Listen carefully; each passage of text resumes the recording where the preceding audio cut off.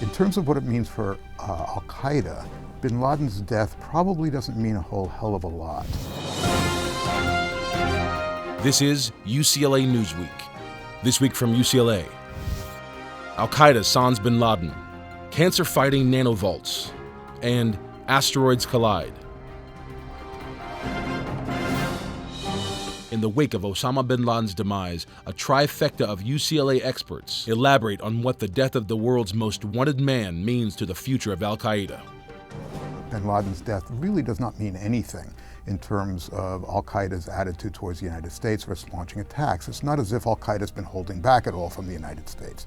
They see objects of opportunity, they take their opportunities. In terms of what it means for Al-Qaeda, bin Laden's death probably doesn't mean a whole hell of a lot. Al-Qaeda had been changing, undergoing changes, and over the recent years, there was hardly a very significant role that was played by Osama. His demise at this point probably is not going to have a very great effect on an organization that had begun to come apart. Al-Qaeda has never been the sort of centralized organization that many of us think of it as. It has always been very, very loose, ideologically structured. People use the term local franchisees when they're talking about Al-Qaeda. Hence it is, for example, that bin Laden at one point said that there's no such thing as Al-Qaeda, that there were a bunch of guys hanging out in the caves of Afghanistan with their jihad against the Soviet Union. At a certain point, they would go back to the base. Al-Qaeda means base in Arabic.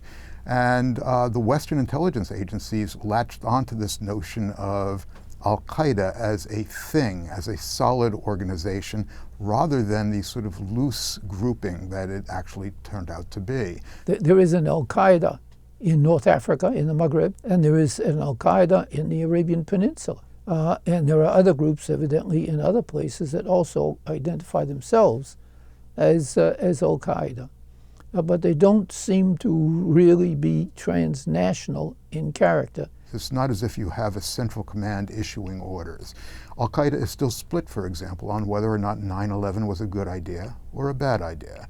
There are members of Al-Qaeda who think, of course, that 9/11 put them on the map, that what they were able to do off of that was to recruit and to expand their organization dramatically, and actually to puff up their credentials in a way that their numbers certainly did not merit.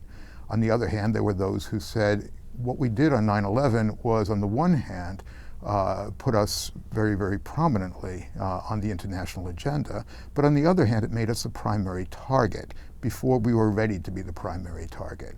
And so, therefore, we have to change overall now our tactics and strategy because of our exposure after 9/11. The beginning of a new era, which is represented by the disorders that we find along North Africa and in the Middle East. So it's Yemen, and it's Syria, and it's Egypt, and it's Libya, and it's Tunisia. And they're saying something quite different. They are not calling for Osama bin Laden to come. They're not mourning him. They're not saying that they're going to all join Al-Qaeda and start terrorizing the United States. That's far from what they're thinking about. They're thinking about constitutional government. They're thinking about some form of democracy. My feeling is, judged by the reactions to Al-Qaeda in the last 7-8 years, that the support in the Islamic world is diminishing greatly because of the indiscriminate character of its attacks. Al-Qaeda is basically finished, and it will probably be gone by 2020. Hard science yields real-time results as Professor Leonard Rome explains his cancer-fighting discovery that wakes up the immune system with high-tech protein nanovolts. For the past 25 years, my laboratory has been studying a nanoscale particle that is found in all cells in the human body. And it turns out that the structure of this particle, called a vault, lends itself very well to engineering for other uses, and in this case, drug delivery. So lung cancer is a very serious problem, and there are very few therapies that are effective in lung cancer. Radiation, surgery are really some of the only options now. And what we'd really like to do is treat cancer at a much earlier stage, when the tumors are too small to find them, to see them, or when there are metastases or small tumor cells circulating in the bloodstream to go start new tumors. A chemokine is a small chemical that has a attraction power. It attracts cells. The chemokine that we've been working on, CCL21, is a chemokine that attracts the body's own immune cells. And if you are trying to get the immune system to wake up to a tumor, you can use this chemokine to attract immune cells to the tumor. We're interested in engineering the Vault capsule so that it can deliver the CCL21 chemokine. Although this is really an early step in the process of developing a new therapeutic, to us it's exciting because it can be a more general therapy. So even though right now we're very focused on lung tumors and on the method of delivery that we've described, we're optimistic that this technology can be extended to be a more general new technology for treating a wide variety of different cancers.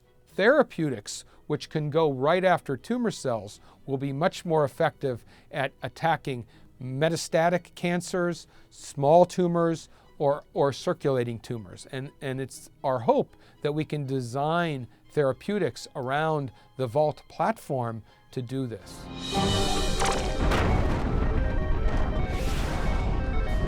Now, more from around Westwood. A team of astronomers led by UCLA professor David Jewett has captured and studied the collision of two asteroids for only the second time in the history of astronomy.